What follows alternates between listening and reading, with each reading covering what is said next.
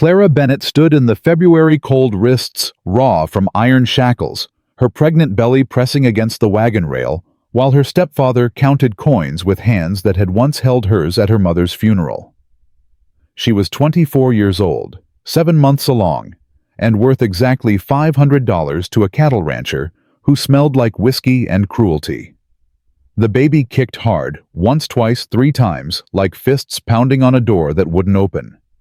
She closed her eyes and made a promise to the child inside her. I will not let them sell you too. If this story already has you holding your breath, you're exactly where you need to be. Subscribe to our channel right now, watch this journey all the way to the end, and drop a comment telling us what city you're watching from. We want to see just how far Clara's story can travel. Now let's go back to where it all began. The trading post sat at the edge of Wyoming territory like a wound that wouldn't heal.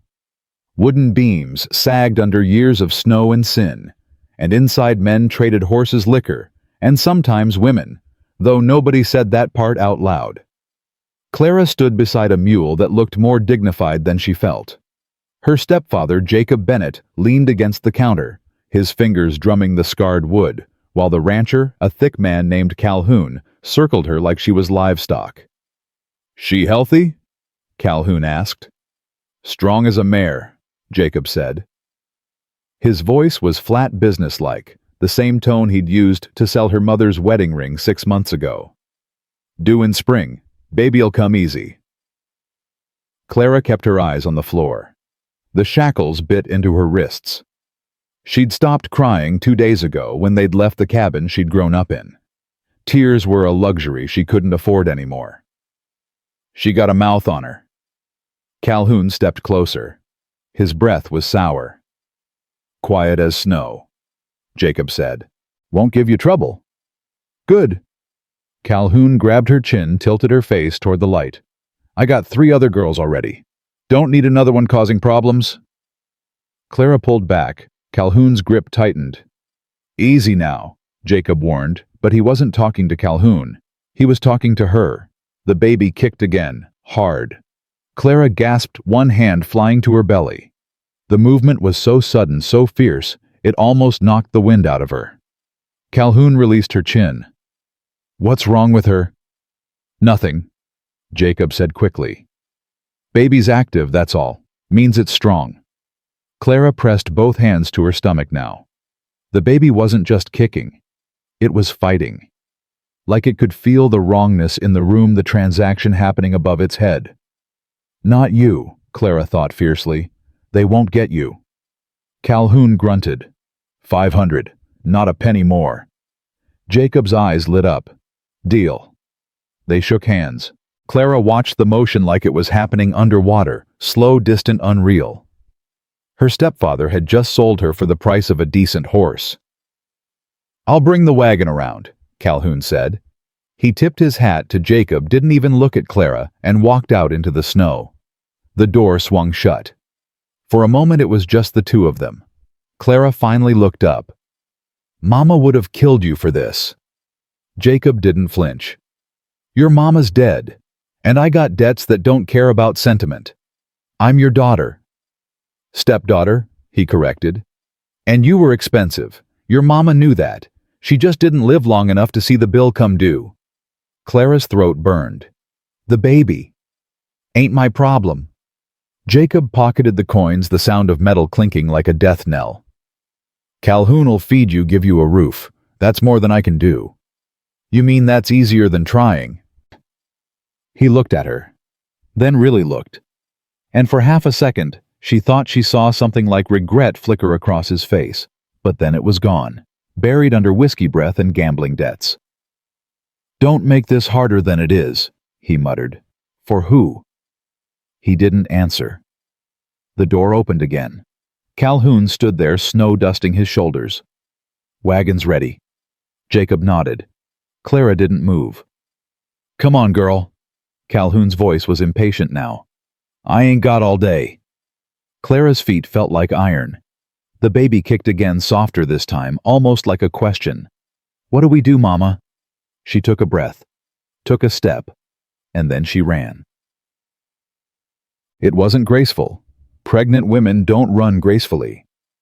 But Clara had spent her whole childhood chasing rabbits through the woods behind her house, and muscle memory kicked in before fear could stop her. She slammed into Calhoun's shoulder, knocking him sideways. He cursed, grabbed for her sleeve, but the fabric tore. She was out the door before Jacob could even shout her name. The snow was deep. Her boots sank with every step. Her breath came in ragged gasps, white clouds exploding from her mouth. Behind her, men were yelling, "Get her! She's running! Damn fool's gonna kill herself in this cold!" Clara didn't look back. She ran toward the tree line, toward the dark pines that seemed to stretch forever. Her hands were still shackled, but she used them like weights, pumping her arms to keep her balance. A gunshot cracked the air. She stumbled, hit the snow on her knees. Pain lanced up her thighs. For a terrible second, she thought she'd been hit. But no blood. Just fear. Another shot, this one closer. Stop, or the next one goes through your spine. Clara scrambled to her feet. Her dress was soaked. Her fingers were numb. But the tree line was right there, 20 feet, 1510. She crashed into the forest. Branches tore at her face. Roots tried to trip her. The world became a blur of white and black, and the high-pitched ringing in her ears that might have been terror or might have been the wind. She ran until her lungs burned, until her legs gave out, until she collapsed against a tree trunk and pressed both hands to her belly and sobbed. The baby was still. Panic flooded her. No, please. She waited. 1 second, 2, 5. Then a flutter. Small, tentative. Clara laughed through her tears. I know. Mama's crazy. She forced herself to stand. The shackles were still on, but they were loose enough to slip one hand out if she dislocated her thumb. She'd done it once before, when Jacob had locked her in the cellar for talking back. It hurt like hell, but pain was just another language now. She braced herself, gritted her teeth and pulled. Her thumb popped. She screamed into her elbow, swallowed the sound and yanked her hand free. The shackle fell into the snow with a muffled thud. She cradled her hand against her chest thumb, already swelling. But she was loose. She was free. Now she just had to survive. The first night she walked. The second night she found a cave. It was shallow, barely deep enough to shield her from the wind, but it was shelter. She curled up in the driest corner she could find, wrapped her arms around her belly, and tried not to think about how cold she was. The baby kicked. Weak, but present. "We're okay," Clara whispered. "We're gonna be okay." She didn't believe it, but she said it anyway. By the third day, she was starving. Her lips were cracked. Her vision was starting to blur. She knew the signs: hypothermia, dehydration, starvation. She'd seen it before in animals caught in bad winters. She had maybe a day left. 2 if she was lucky. She kept walking. The forest seemed endless. Every tree looked the same. Every snowdrift felt like a trap. She lost track of time, lost track of direction. All she knew was forward. And then she smelled smoke. It was faint, almost imaginary. But Clara had grown up in cabins heated by wood stoves. She knew the scent of pine burning clean. She turned toward it. The trees began to thin. A clearing opened up ahead, and in the center of it sat a small structure, half cabin, half workshop. Smoke curled lazily from a stone chimney.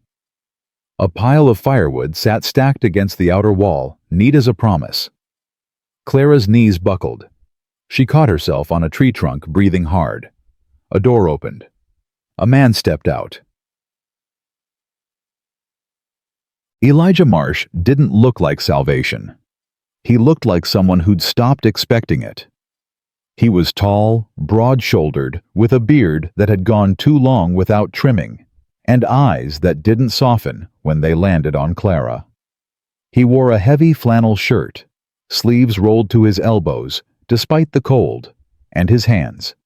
His hands were scarred in ways that spoke of fire and metal and hard years. He didn't say anything, just stood there, one hand resting on the doorframe, watching her like she was a deer that had wandered into his clearing. Clara opened her mouth. No words came out. He tilted his head slightly. "You lost." She shook her head. "Running." She hesitated, then nodded. He glanced past her, scanning the tree line. "Alone." Another nod. His jaw tightened. He stepped down from the cabin, boots crunching the snow, and walked toward her with slow, deliberate steps. Not threatening, not gentle either, just careful. When he was close enough to see her face clearly, he stopped. "You're bleeding," he said. Clara touched her temple. Her fingers came away red. She didn't remember hitting her head. Didn't matter. "I'm pregnant," she said, as if that explained everything, as if that was the only fact that mattered. Elijah's eyes dropped to her belly, then back to her face. "I can see that." "I need—" Her voice cracked. "I need help." He didn't move. "Who's looking for you?" "My stepfather, a rancher, maybe others." "Why?" "Because I was sold." The words came out flat, emotionless. She'd said them so many times in her head, they'd lost their sting. "And I ran." Elijah stared at her for a long moment. Then he exhaled slow and measured like a man making a decision he knew he'd regret. "You got a name. Clara. Clara Bennett. Elijah Marsh." He didn't offer his hand, just jerked his head toward the cabin. "Come inside before you freeze to death. I don't need a body in my clearing." Clara wanted to thank him, wanted to cry, wanted to collapse, but all she did was nod and follow him toward the warmth. Behind her, the forest watched, silent, waiting, and somewhere in the distance, men on horseback were already tracking her footprints through the snow.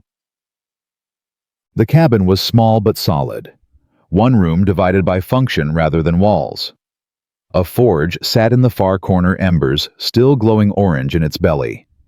A workbench covered in tools took up another section, hammers, tongs, half-finished metalwork scattered like unfinished thoughts. A cot sat near the stove, blankets folded military precise. A table, 2 chairs. Nothing decorative, nothing soft. Elijah pointed to the cot. "Sit." Clara obeyed. Her legs were shaking so badly she nearly missed the edge. He moved to the stove, grabbed a kettle, and filled it with snow from a bucket by the door. Then he set it on the heat without a word. Clara watched him work.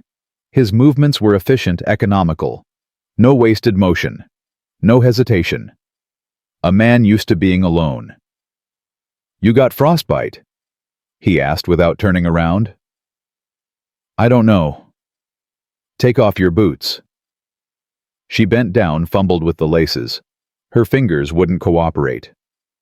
Elijah glanced over his shoulder, sighed, and crossed the room. "Let me." He knelt in front of her, unlaced her boots with quick, practiced motions, and pulled them off. Her feet were pale, almost blue. He touched one, gently clinical, not intimate, and frowned. "Not too bad. You got lucky." He stood, grabbed a thick blanket from a trunk, and draped it over her shoulders. "Don't rub them. Let them warm up slow." "Thank you," Clara whispered. He grunted. Went back to the stove. The kettle started to whistle. He poured hot water into a tin cup, added something from a jar on the shelf, herbs maybe, and handed it to her. "Drink." Clara wrapped both hands around the cup. The heat stung her palms, but she didn't care. She sipped slowly. The liquid was bitter, earthy, but warm. Elijah pulled the second chair over and sat across from her. His eyes were steady, assessing. "How far along?" 7 months. "When's it due?" "April. Maybe early May." He nodded. Didn't say anything else. Clara took another sip. "I can work. I can cook, clean, sew. I won't be a burden." "Didn't ask you to explain yourself." "I know, but She faltered. "I don't have anywhere else to go." Elijah leaned back in his chair. The wood creaked under his weight. "The men looking for you. How many?" I don't know. At least 2, maybe more. They know where you're headed. No, I didn't even know where I was headed. He exhaled through his nose. Good. Means they're tracking blind. Snow will cover most of your trail, but not all of it. If they're smart, they'll find you in a day or 2. Clara's grip tightened on the cup. What do I do? You rest. I'll deal with it. I can't ask you to. You didn't ask. His voice was flat. Final. I don't let women freeze in my woods, and I sure as hell don't let men drag them back to whatever hell they're running from. Clara stared at him. Why? Why what? Why help me? You don't know me. Elijah's jaw tightened. For a moment she thought he wouldn't answer. Then he stood, walked to the mantel above the forge, and picked up a small wooden frame. He handed it to her. Inside was a photograph, faded sepia-toned. A woman with dark hair and kind eyes. A little girl, maybe 5 years old, smiling wide enough to show missing front teeth. My wife. My daughter. His voice was rough. Cholera took them both. Winter of 71. Clara's throat closed. I'm sorry. Me too. He took the frame back, set it down carefully. I didn't save them. Maybe I can't save you either. But I can try. He looked at her then, and Clara saw at the weight he carried, the ghosts he lived with. You stay as long as you need, he said quietly. When the baby comes, I'll help. And when you're ready to leave, I'll make sure you can do it safely. Clara's eyes burned. I don't have money to pay you. Didn't ask for money. Then what do you want? Elijah picked up a hammer from the workbench, tested its weight, and set it back down. Just don't die in my cabin. That's all I want. He grabbed his coat from a peg by the door and pulled it on. I'm going out. Gonna cover your tracks, set some traps. You stay inside. Fire stays lit. Don't open the door for anyone but me. How will I know it's you? He paused, thought for a second. Then he picked up a small metal disc from the workbench, a coin-sized circle of iron polished smooth. He tossed it to her. Clara caught it. One side was blank. The other had a single word stamped into the metal hope. I knock 3 times, then twice more, Elijah said. Then I slide that under the door. You see it, you know it's me. Clara turned the disc over in her hands. You made this, long time ago. He opened the door. Cold air rushed in. Get some sleep. You look like you need it. And then he was gone. Clara sat alone in the cabin, clutching the iron coin, listening to the wind howl outside. The baby kicked soft questioning. She pressed her hand to her belly. We're safe now, I think. But even as she said it, she heard the distant sound of hoofbeats. Faint, far away, but coming closer. Retry. Clara woke to the sound of metal striking metal. The rhythm was steady, precise, 3 sharp rings, a pause, then 3 more. She blinked against the firelight, disoriented. Her body ached in places she didn't know could ache. The blanket had slipped during the night, pooling around her waist. She pushed herself upright, one hand instinctively going to her belly. The baby stirred a lazy roll that felt almost like reassurance. The hammering continued. She turned toward the sound. Through the window, dawn was breaking gray and cold. Elijah stood at his forge, shirtless, despite the temperature sweat gleaming on his shoulders. He was working a piece of iron, heating it until it glowed orange, then hammering it into shape with methodical focus. Clara watched him for a moment. His back was a map of scars, some thin and surgical, others jagged and violent. War wounds, probably. The kind that marked a man for life. He must have felt her staring because he glanced over his shoulder. Their eyes met through the glass. He didn't smile, didn't wave, just gave a small nod and turned back to his work. Clara stood slowly, testing her legs. They held. Barely. She crossed to the stove, found the kettle still half full of yesterday's tea, and warmed it over the embers. Her stomach growled loud enough to embarrass her. When was the last time she'd eaten? 2 days, 3. The door opened. Elijah stepped inside, carrying the scent of smoke and cold air. He'd put his shirt back on, though it was unbuttoned and damp with sweat. "You're up," he said. "Hard to sleep through all that noise." Wasn't trying to be quiet. He grabbed a rag, wiped his hands. "You need food." "I'm fine." "You're lying." He moved to a shelf, pulled down a tin of something, and set it on the table. "Salt pork. Bread's in the basket. Eat." Clara's pride wanted to argue. Her stomach had other ideas. She sat at the table, opened the tin, and ate with her hands because she was too hungry to care about manners. The pork was tough, salty, but it tasted like salvation. The bread was dry, but she soaked it in the tea and swallowed it down. Elijah watched her without comment. When she finally slowed down, he poured her more tea and sat across from her. "Better." She nodded, embarrassed. "Thank you." "Don't thank me yet." He leaned back in his chair. "We got problems." Clara's chest tightened. "They found me." "Not yet, but they will." He pulled a small leather pouch from his pocket, opened it, and spread its contents on the table. 3 spent bullets flattened from impact. "Found these in the trees about half a mile south. Fresh. Fired yesterday." Clara stared at the bullets. "They're close." "Close enough." Elijah gathered them back up. "I covered most of your tracks, but snow's melting in patches. If they got a tracker, he'll pick up the trail." "What do we do?" "We." He raised an eyebrow. "You stay here. I'll handle it." "You can't fight them alone." "Wasn't planning to fight them at all." He stood cross to a trunk in the corner and pulled out a rifle. He checked the chamber, nodded to himself, and leaned it against the wall. "If they come, I'll talk first. Most men back down when they realize the trouble ain't worth the prize. And if they don't back down—" Elijah didn't answer. He didn't need to. The rifle said everything. Clara wrapped her arms around herself. "I'm sorry. I didn't mean to bring this to your door." "You didn't bring anything. They did." He grabbed his coat. "I'm going out again. Gonna set more traps, see if I can slow them down. You stay inside. Fire stays lit. Same rules as yesterday." "Elijah." He paused at the door. "Why are you doing this?" Clara asked. "Really? You said you couldn't save your family. But you don't owe me anything." His jaw worked for a moment. Then he said, "Maybe I don't. But I'm tired of living in a world where men can sell women like livestock and call it business. I'm tired of pretending I don't see it." He pulled the door open.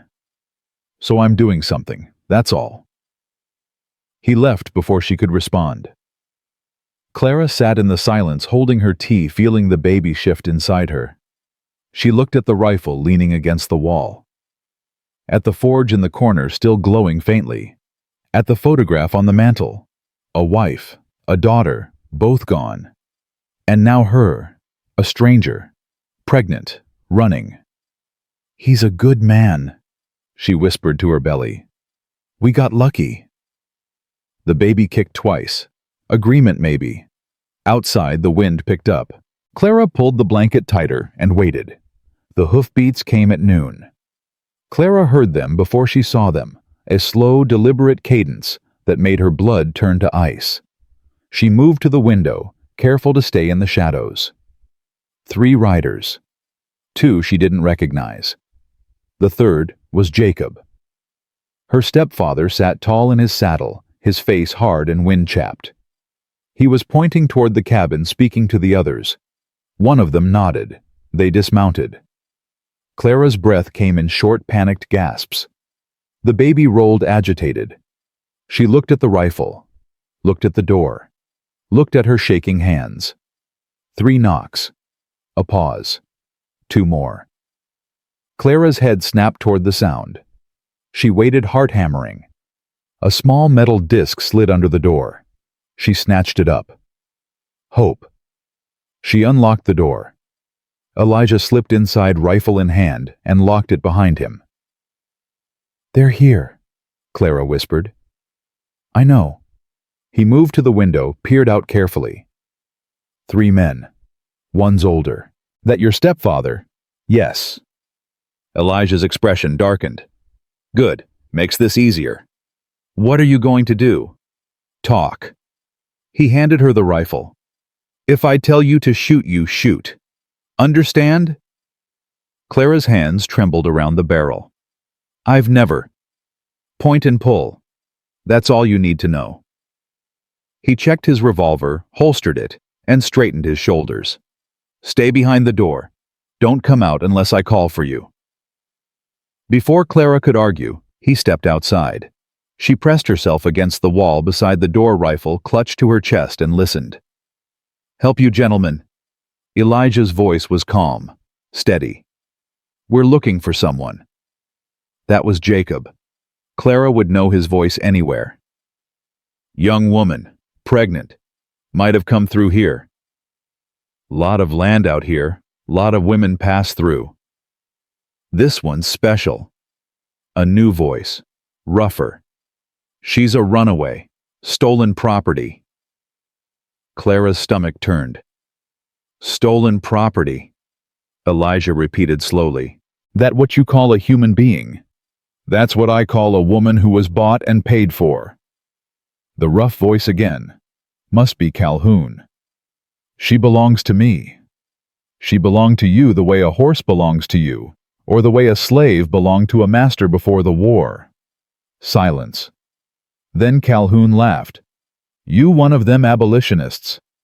I'm one of them men who think selling people stopped being legal about 10 years ago. Not if she agreed to it. She didn't agree to anything, Jacob cut in. His voice was defensive now.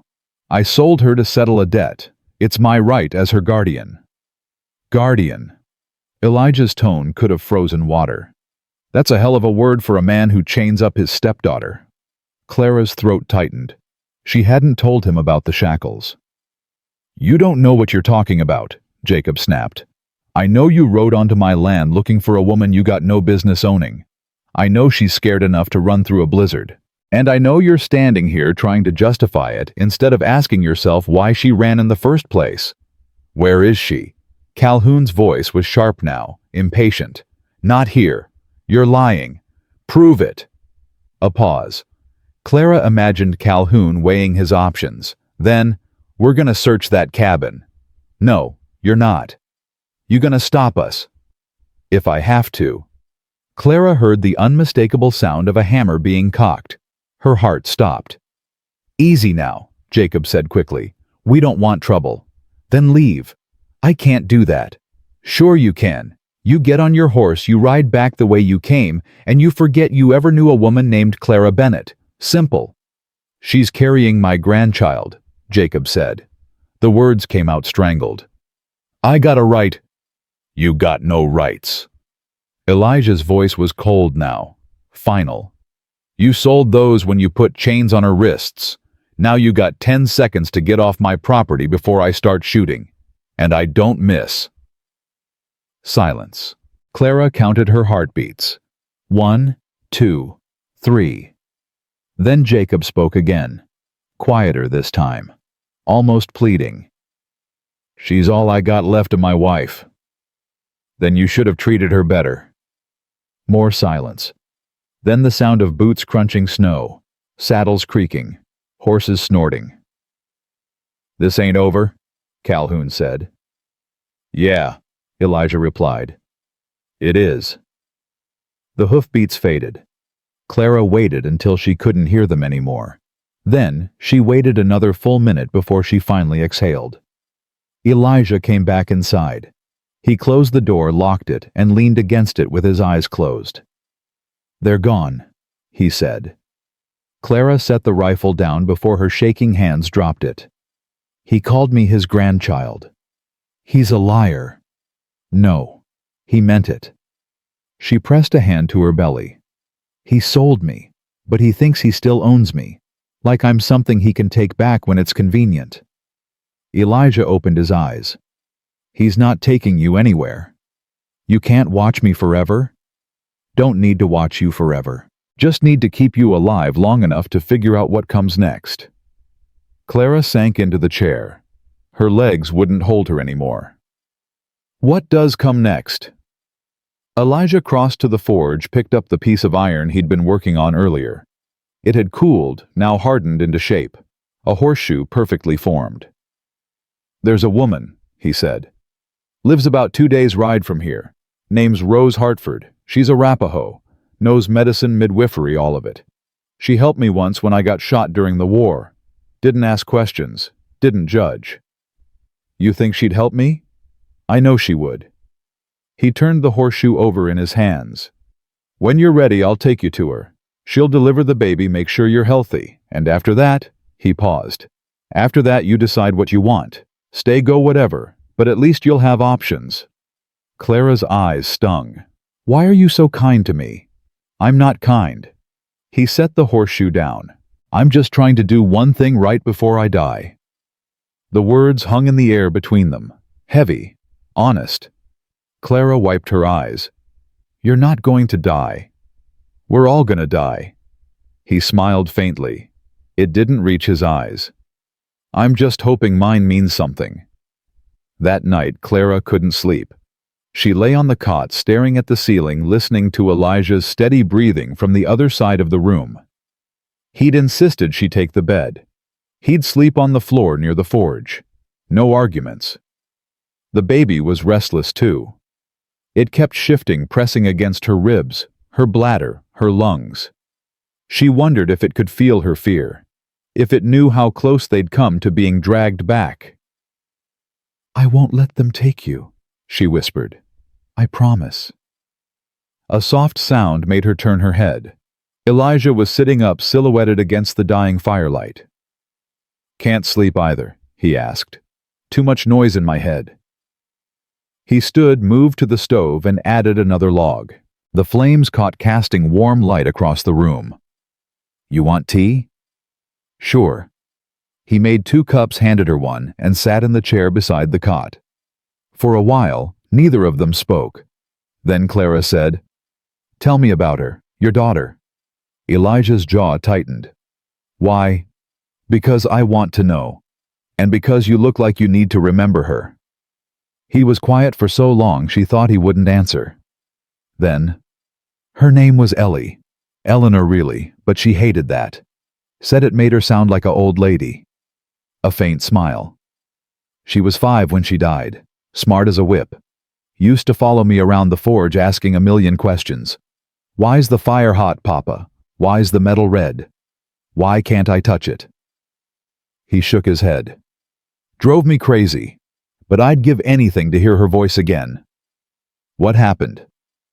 "Cholera came through our town. Killed half the people in 3 weeks. My wife got it first. Then Ellie." His voice cracked. "I tried everything. Every doctor, every medicine. Nothing worked.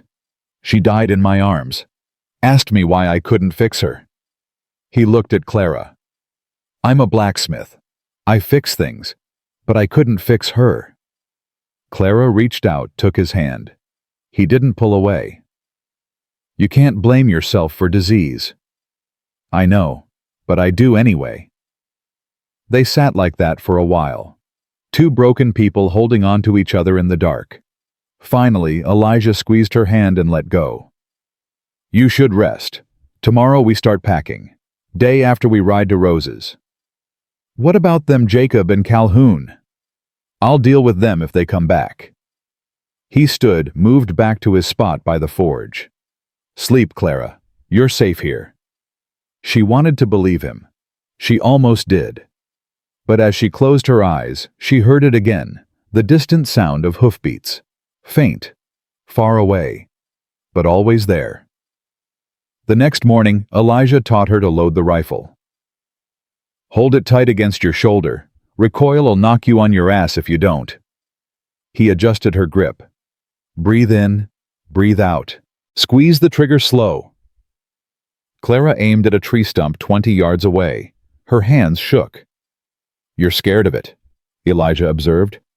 "I'm scared of what it means. It means you don't have to be helpless." He stepped back. "Now shoot." She pulled the trigger. The recoil slammed into her shoulder, knocked her back 2 steps.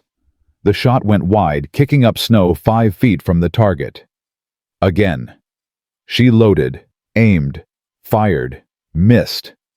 Again. By the 10th shot, her shoulder was bruised and her ears were ringing. But she hit the stump. Elijah nodded. Good. Now you can protect yourself.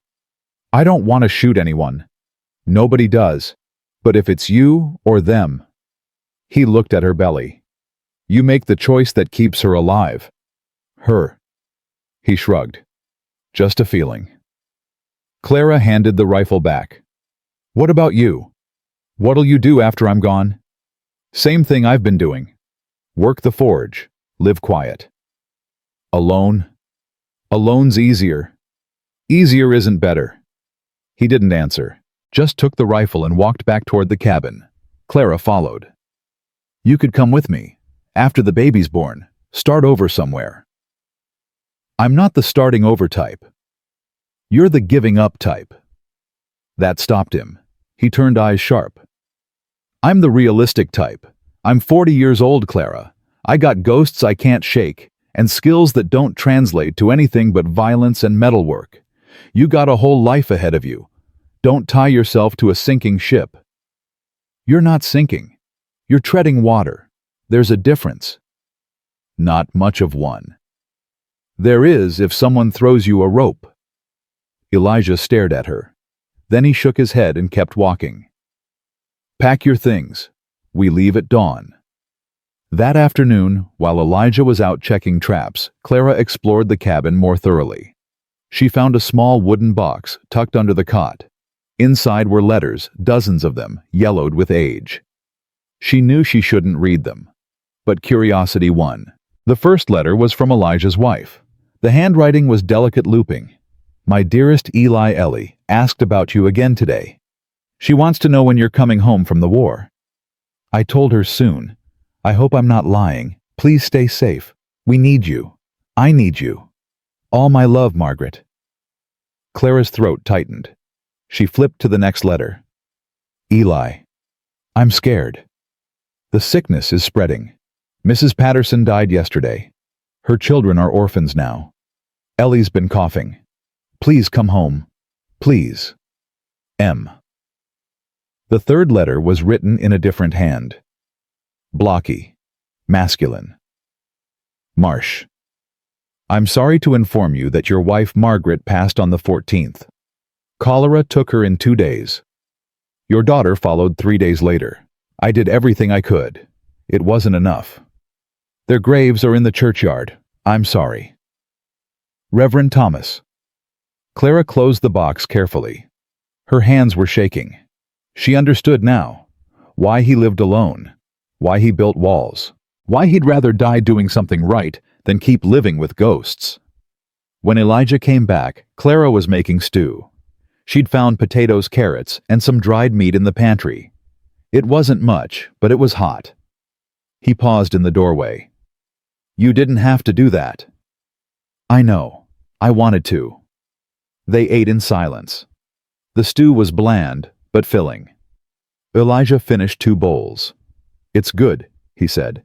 It's adequate. Same thing in this part of the country. Clara smiled despite herself.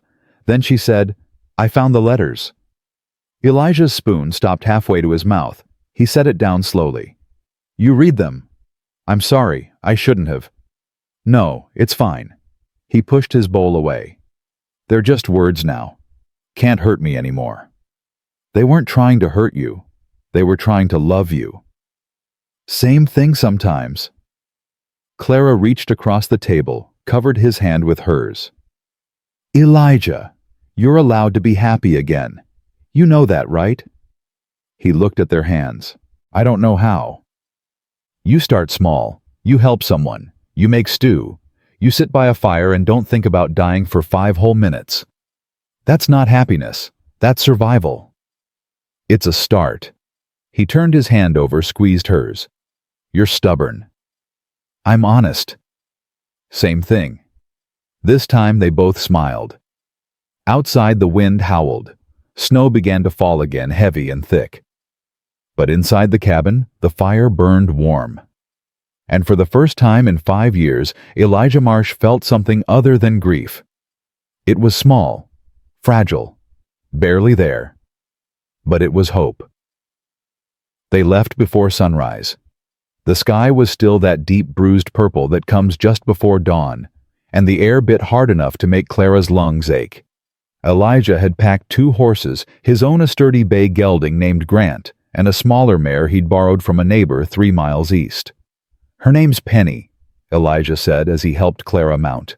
His hands were steady on her waist, careful not to press too hard against her belly. "She's gentle. Won't spook easy." Clara settled into the saddle, adjusting her weight. Everything felt wrong, too high, too exposed, too precarious with the baby pressing against her spine. But she didn't complain. Complaining wouldn't get them to roses any faster. Elijah swung up onto Grant with practiced ease. He'd strapped supplies across both horses, bedrolls, food, water, his rifle. The revolver sat heavy on his hip. He looked like what he was, a man expecting trouble. 2 days, he said. Maybe 3 if the weather turns. We stick to the tree line, avoid the main trails. If we see riders, we hide. No heroics. Understand? Clara nodded. Her breath plumed white in the cold air. They rode. The forest swallowed them within minutes. Thick pines blocked out what little light the pre-dawn offered, and the only sounds were the crunch of snow under hooves and the occasional snap of a branch. Clara kept her eyes forward, one hand gripping the reins, the other pressed protectively to her belly. The baby was quiet this morning, too quiet. She tried not to think about what that might mean. After an hour, Elijah raised his hand. Clara stopped immediately. He dismounted, moved forward on foot, scanning the ground. When he returned, his face was tight. "What is it?" Clara whispered. "Tracks. Fresh. 3 horses heading east." Her stomach dropped. "Them? Maybe. Can't tell for sure." He remounted. "We're changing direction. Heading north instead. It'll add half a day, but it's safer." They turned. The horses picked their way through deeper snow, now their breath coming harder. Clara's thighs burned from gripping the saddle. Her back ached. The baby shifted a slow, uncomfortable roll that made her gasp. Elijah glanced back. "You all right?" "Fine." "You're lying again." "I'm pregnant and riding a horse through a blizzard while being hunted by men who think they own me. How all right can I be?" He almost smiled. "Fair point." They rode until midday. When they stopped to rest, Elijah helped her down. Her legs nearly gave out. He caught her, held her steady until she found her balance. "Sorry," she muttered. "Don't be. You're doing better than most would." He led the horses to a small clearing where they could drink from a partially frozen stream. Clara sat on a fallen log, pulled out the dried meat he'd packed, and chewed slowly. Everything tasted like ash. "How much further?" she asked. "We're about 1/3 of the way. Rose's place is near the Powder River. We'll hit it tomorrow afternoon if we keep moving." Clara looked at the sky. Clouds were gathering again, thick and gray. "More snow coming." "Yeah." Elijah crouched beside the stream, filled the canteens. "We'll push through. I know a place we can shelter tonight. Old hunting cabin. Nobody uses it anymore." "Why not?" "Story goes a man killed his family there during a hard winter. Folks say it's haunted." He stood, corked the canteen. "I say it's just empty." They mounted again. The afternoon stretched long and cold. Clara's body moved on autopilot, now sway with the horse grip the saddle breathed through the pain. She thought about Rose Hartford. Wondered what kind of woman lived alone near a river practicing medicine in a territory where most people still believed illness was God's punishment. She must be strong, Clara thought. Stronger than me. The baby kicked, hard. Clara gasped, nearly dropping the reins. Elijah was beside her in seconds. "What's wrong?" "Nothing, just she's kicking. Hard." His eyes dropped to her belly. You said it first. I'm starting to believe you." Something shifted in his expression, softened. "Can I—" He stopped himself. "Never mind. You want to feel—" He hesitated, then nodded. Clara took his hand and pressed it against her belly. They waited. 5 seconds. 10. Then the baby kicked again. Elijah's eyes widened. His hand stayed perfectly still, like he was afraid moving would break the moment. "That's strong, I know." Clara smiled despite the ache in her spine. "She's stubborn, like her mama." Elijah pulled his hand back slowly. "She's lucky to have you." "We're lucky to have you." He looked away. "We should keep moving." They rode into the afternoon. The snow started falling again, light at first, then heavier. Within an hour, visibility dropped to 20 feet. Elijah led them through the white curtain with the confidence of a man who'd memorized every tree, every rock, every hollow in this God-forsaken wilderness. Finally, as dusk settled, he pointed ahead. There. The hunting cabin emerged from the snow like a ghost. It was small, barely more than 4 walls and a roof, but the door hung crooked on its hinges and the windows were intact.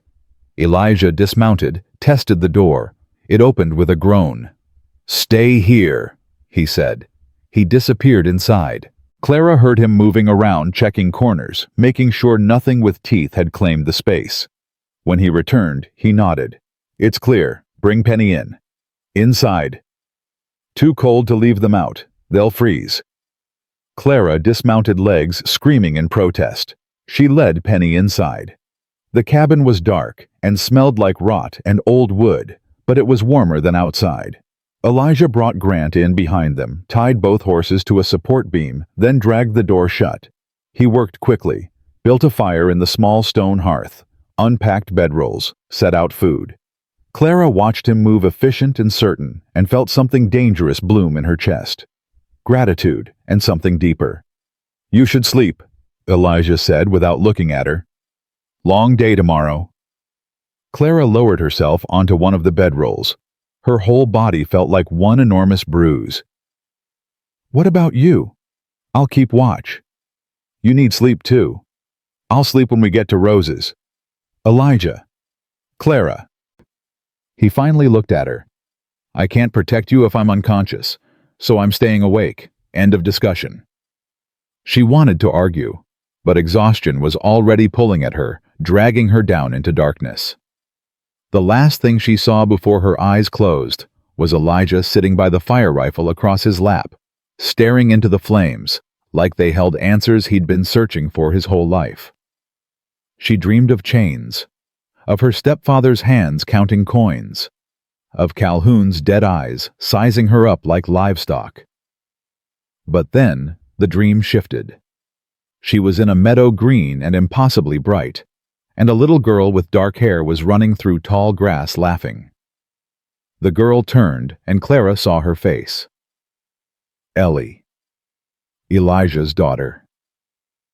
Clara tried to call out, but the girl was already gone, dissolving into light. And then she was falling. Falling. Falling. She woke with a gasp.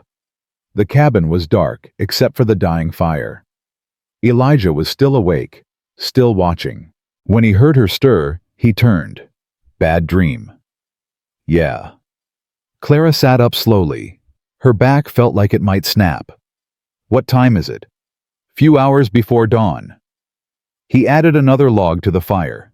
Sparks flew up bright and brief. You were talking in your sleep. What did I say? Couldn't make most of it out.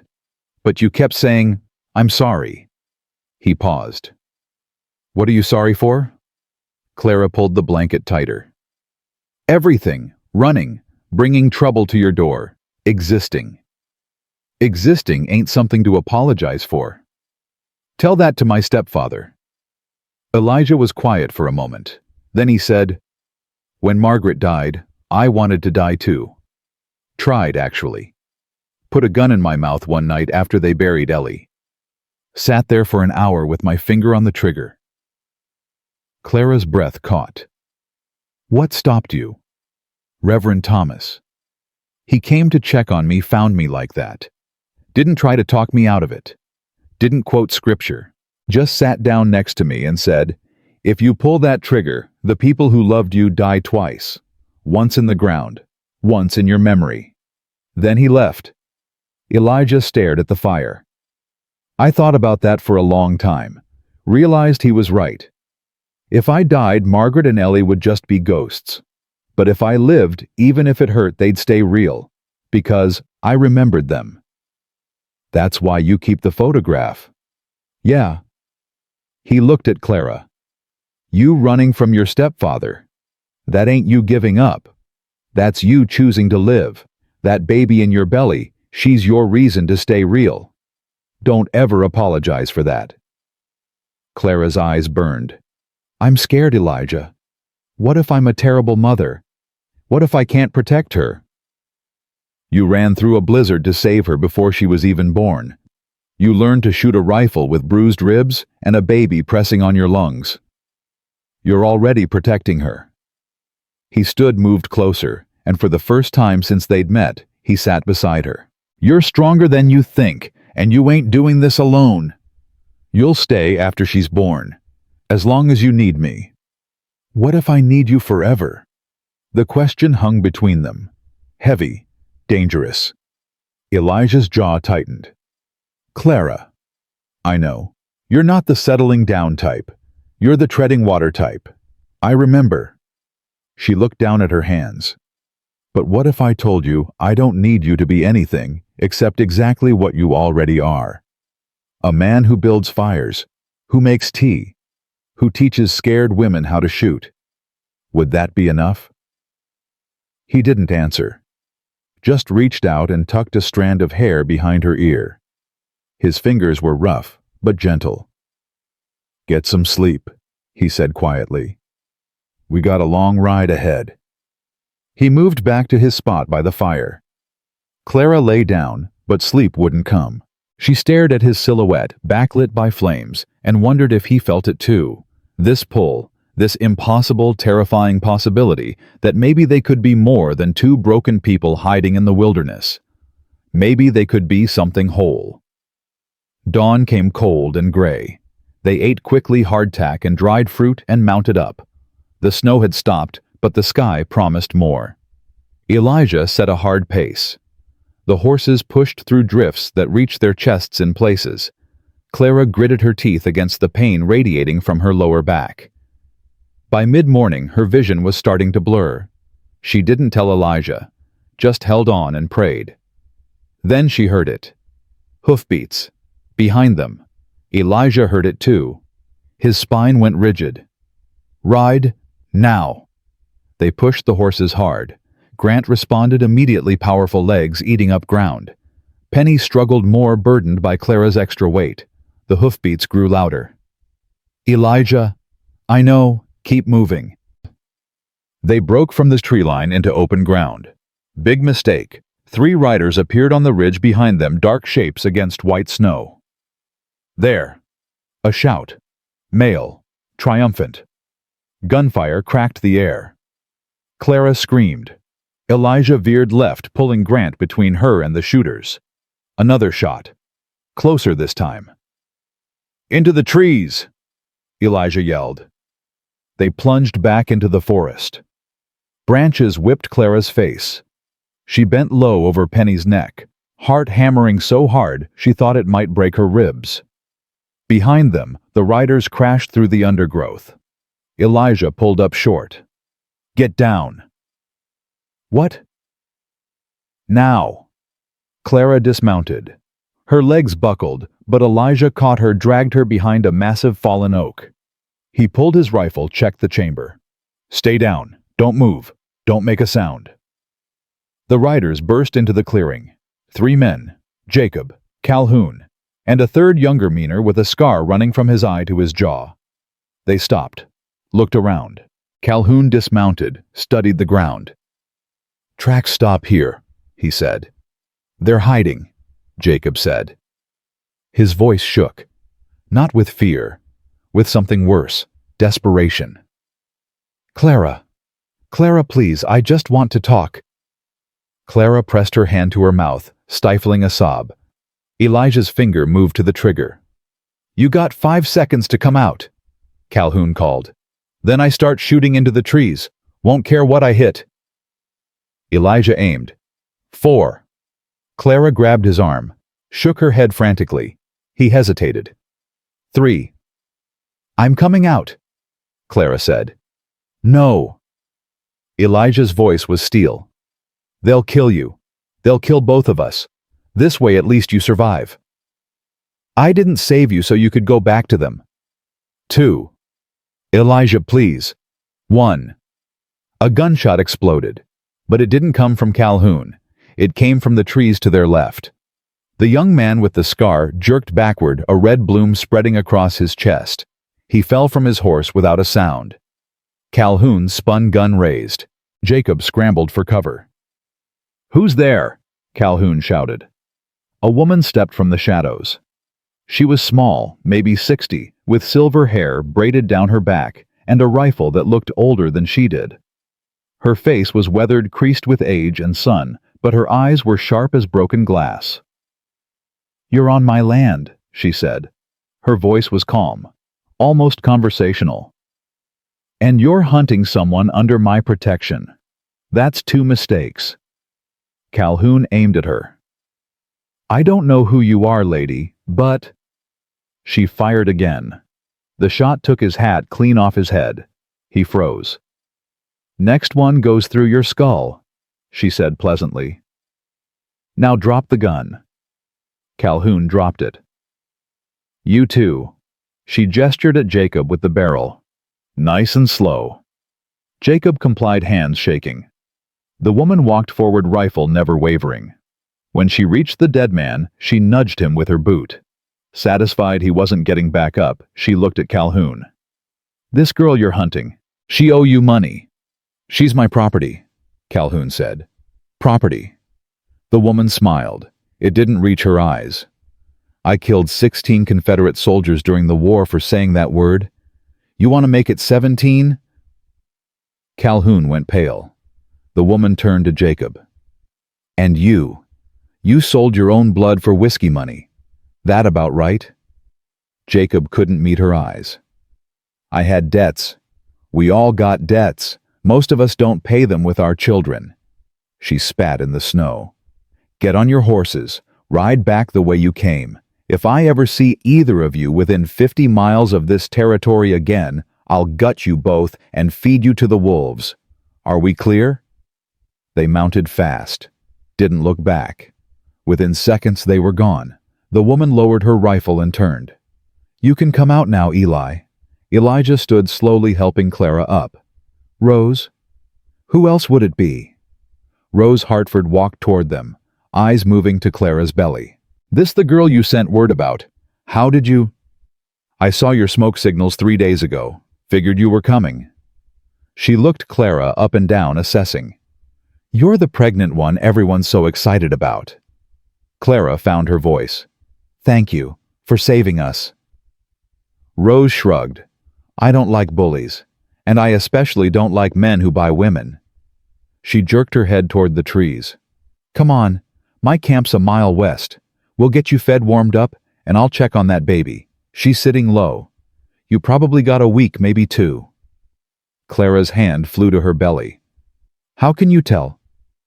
I've delivered more babies than you've had hot meals, girl. Trust me. Rose started walking. Eli, bring the horses, and someone should bury that man before the animals find him. Elijah looked at the body, then at Clara. I'll take care of it. You go with Rose. Clara hesitated. Will you? I'll be right behind you, I promise. She wanted to believe him. She did believe him. But as she followed Rose into the trees, she couldn't shake the feeling that something was ending. That the safety they'd found was temporary. That the real test was still coming. Behind her, Elijah knelt beside the dead man, closed his eyes, and began digging. Rose's camp was nothing like Clara expected. She'd imagined a tent, maybe a lean-to. Instead, she found a solid cabin built into the side of a hill, nearly invisible until you were standing in front of it. Smoke rose from a stone chimney. Herbs hung drying from the eaves. Inside was warm, organized, and smelled like sage. Rose led Clara to a cot near the fire and gestured for her to sit. Let me see you. Clara lifted her shirt. Rose's hands were cool, professional. She pressed gently along Clara's belly, measuring, assessing.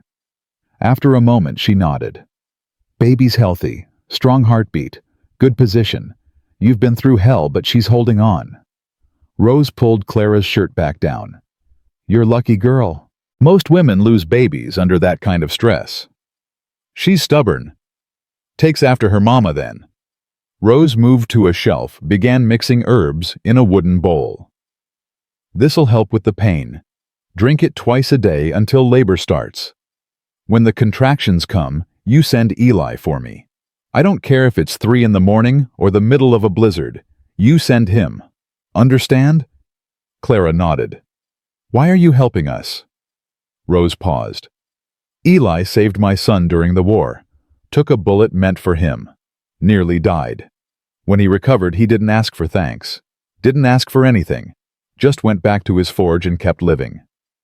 She handed Clara the tea. A man like that is rare, so when he asks me for help, I give it. Simple as that. You killed someone for us today. I killed someone who needed killing. Big difference. Rose sat across from her. Now, you want to tell me what you're running from? Or should I keep guessing? Clara told her everything. The selling, the chains, the escape, Elijah finding her, the cabin, the men coming back. When she finished, Rose was quiet for a long time. Then she said, Your stepfather, Jacob, he'll come back. I know. And next time he'll bring more men, smarter men. Men who won't scare off with a warning shot. Clara's hands shook around the teacup. What do I do? You make a choice. You can keep running.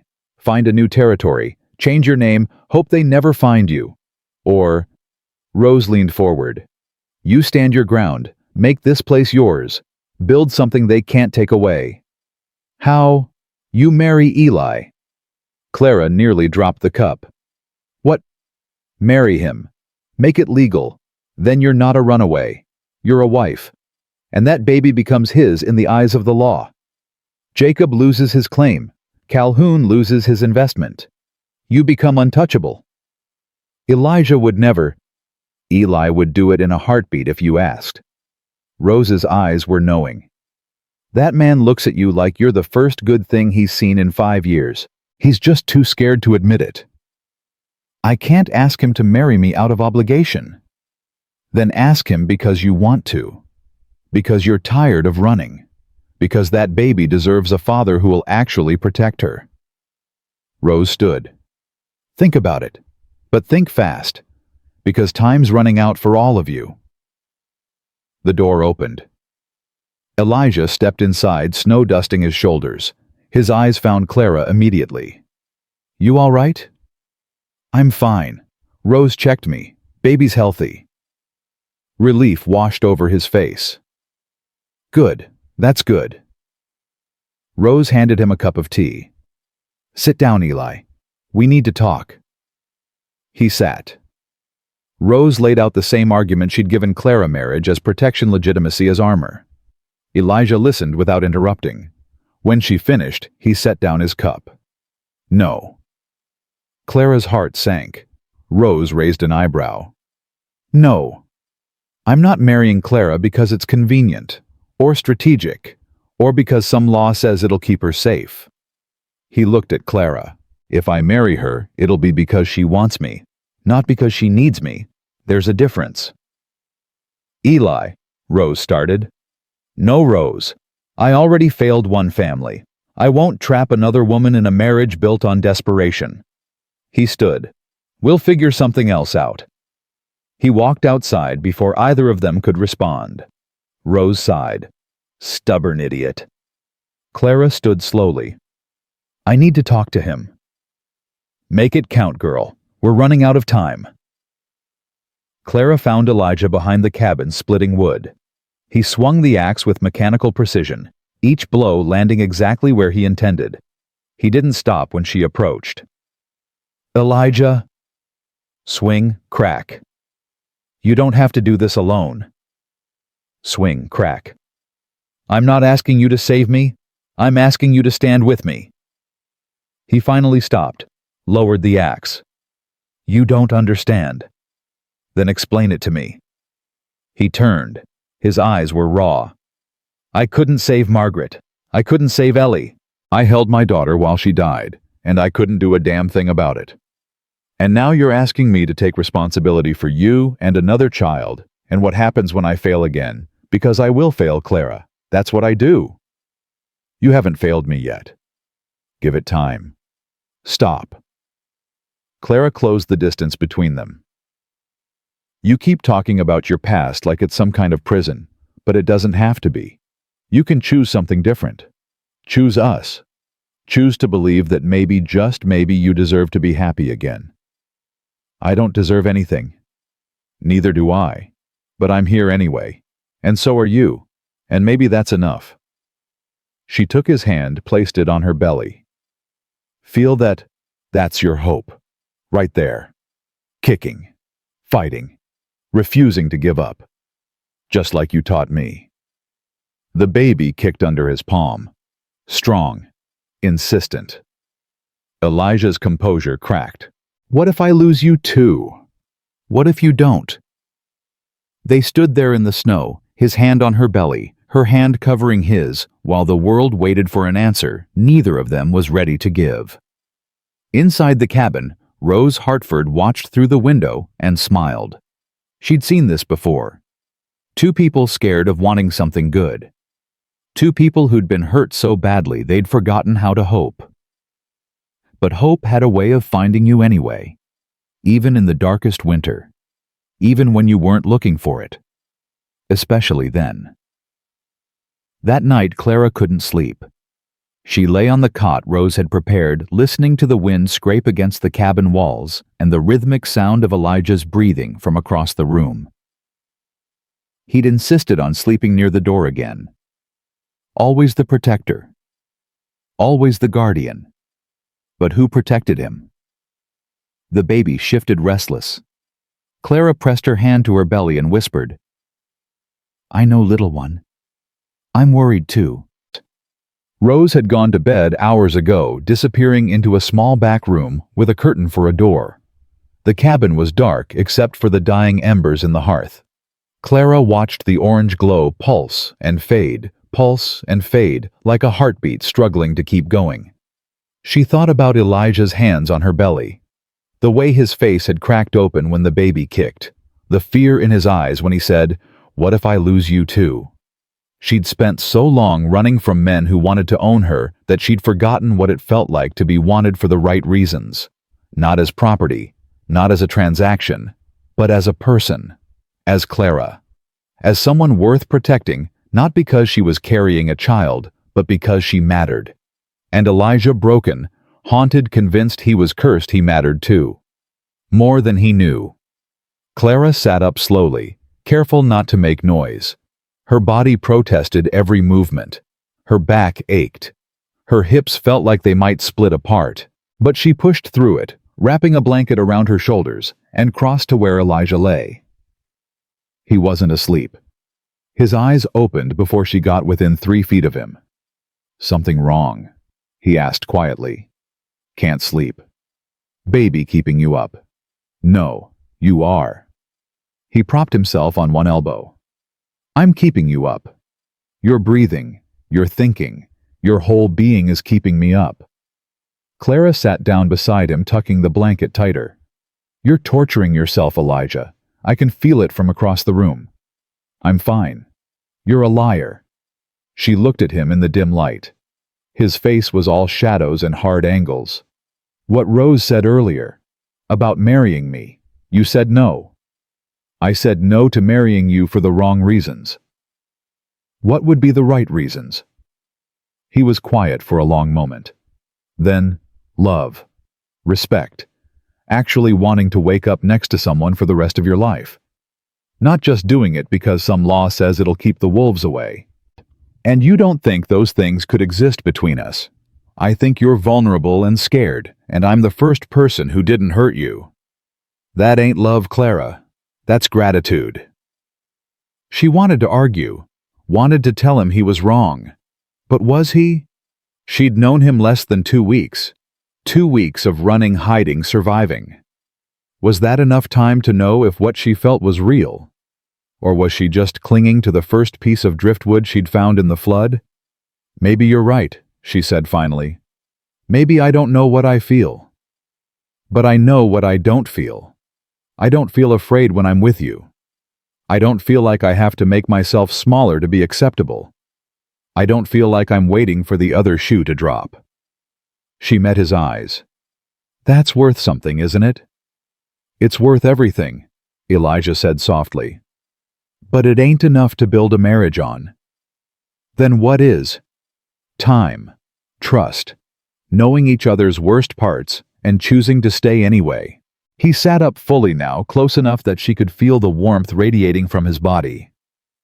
"You don't know my worst parts yet, Clara. You don't know what I'm capable of when I'm angry. You don't know how I wake up screaming sometimes because I'm back in the war, or back in that burning house. You don't know how many days I don't want to get out of bed because living feels like too much work."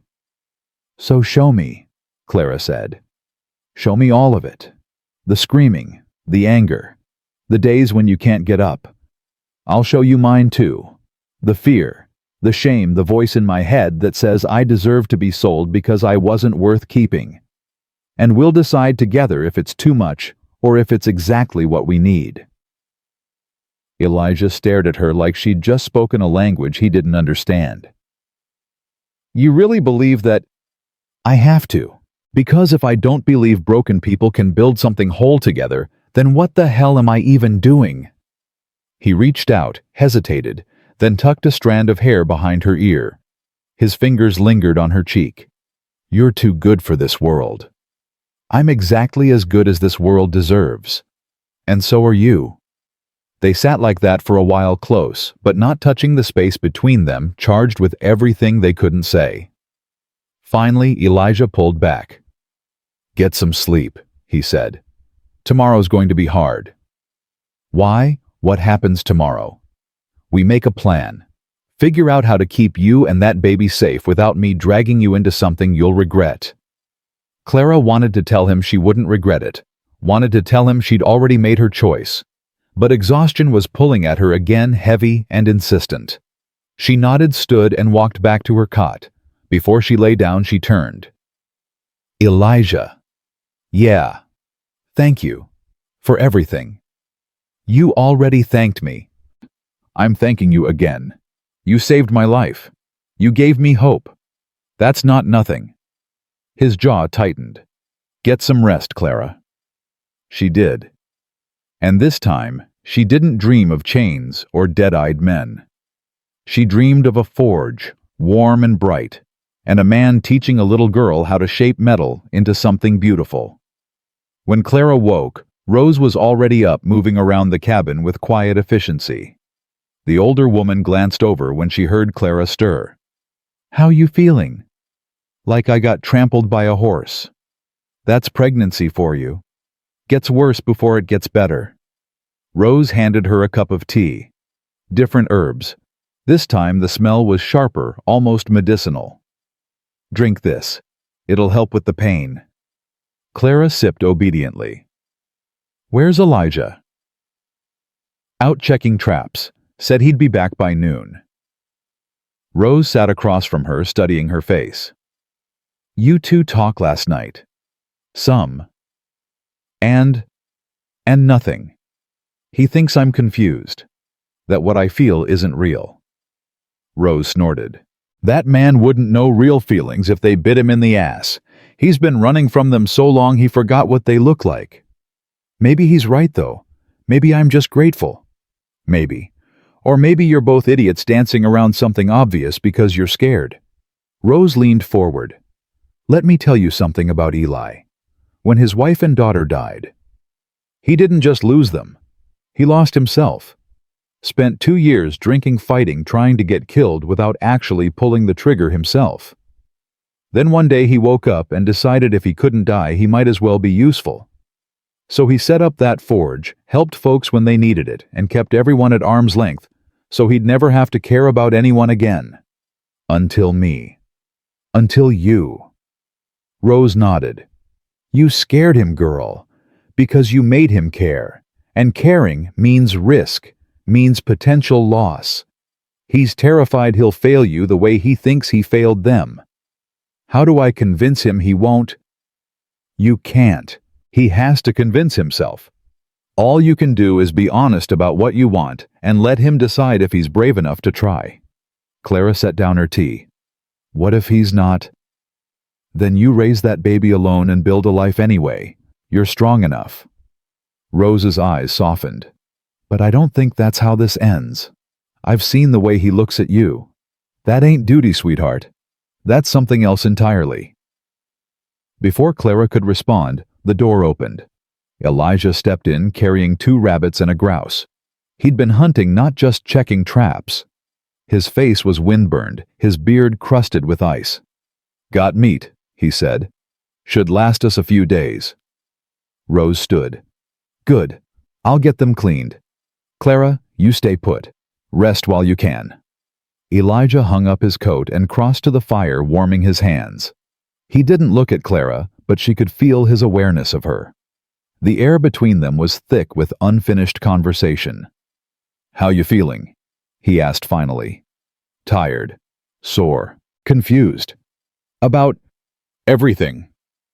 Clara shifted on the cot, trying to find a position that didn't hurt. Rose thinks I should be honest with you about what I want. And what do you want? She met his eyes. I want to stop running. I want to have this baby somewhere safe. I want to know that when I wake up, someone will be there who actually gives a damn if I'm breathing. She paused. And I want that someone to be you. Elijah's expression didn't change, but something flickered in his eyes. Clara, I know. You think it's too soon. You think I'm confused. Maybe you're right.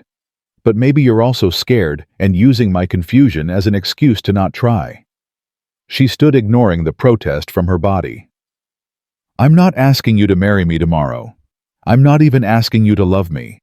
I'm just asking you to stop pushing me away like I'm something dangerous. You are dangerous, he said quietly. You make me want things I gave up on years ago. That's the most dangerous thing in the world. Good. Be scared. I'm terrified. But at least we can be terrified together instead of alone. Rose cleared her throat from the doorway. As much as I'm enjoying this, we got bigger problems. Eli, come look at this. They followed her outside. In the snow, clear as day, were fresh horse tracks. Multiple horses, leading straight toward the cabin. Elijah knelt, examined them. His face went hard. How many? 6, maybe 7. Rose pointed toward the tree line. They came through from the east about an hour ago, circled the cabin, then headed west. They're scouting, Elijah said, figuring out how many people are here, how well armed we are. When will they come back? Clara asked. Her heart was already racing. Tonight, maybe tomorrow. Elijah stood. We need to prepare. Rose, you got extra ammunition. Some. Not enough for a siege. Then we don't let it become a siege. We end it fast and loud. He looked at Clara. You need to hide. There's a root cellar under the cabin, right, Rose? Yeah, through the back room. That's where you'll go when they come. You stay there until I come get you. I'm not hiding while you... Yes, you are. Elijah's voice was steel. Because if they get past me and Rose, you're the last line. You and that rifle I taught you to use. But you don't engage unless you have to. Understand?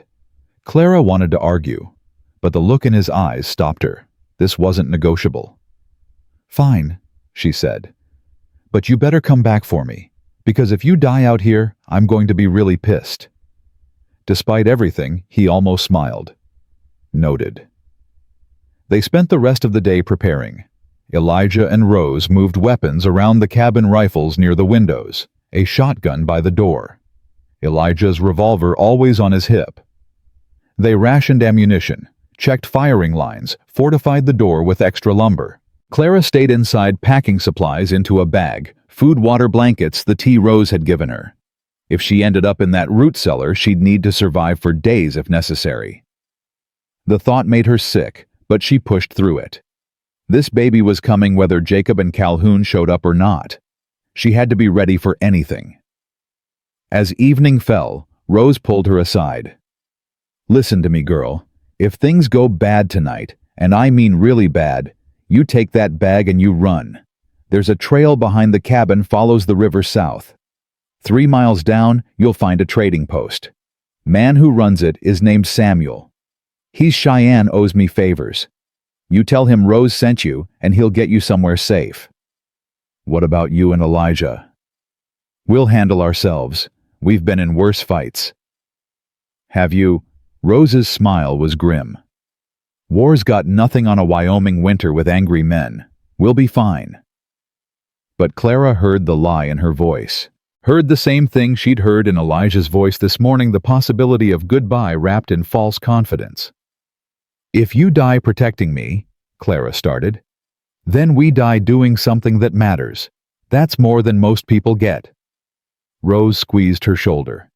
"Now come on. Let's get you into that cellar before dark." The root cellar was small, damp, and smelled like earth and old vegetables. Rose had stocked it with candles, matches, and a chamber pot. Clara settled onto a makeshift bed of blankets, her bag beside her, the rifle across her lap. "You know how to use that?" Rose asked. "Elijah taught me." "Good. Don't hesitate if you need to. Hesitation gets you killed." Rose started to leave, then turned back. "One more thing. If Eli comes to get you, and something feels wrong, if he's acting strange, or won't look you in the eye, you shoot first and ask questions later. Because it might not be him. Might be someone pretending to be him." Clara's blood ran cold. "You really think?" "I think desperate men do desperate things. So you be smart, be careful, and stay alive." Rose climbed the ladder. "We'll come get you when it's safe." The trapdoor closed. Darkness swallowed Clara whole. She sat in the black, one hand on her belly, the other on the rifle, and waited. Above her, she heard movement. Voices. Elijah and Rose preparing.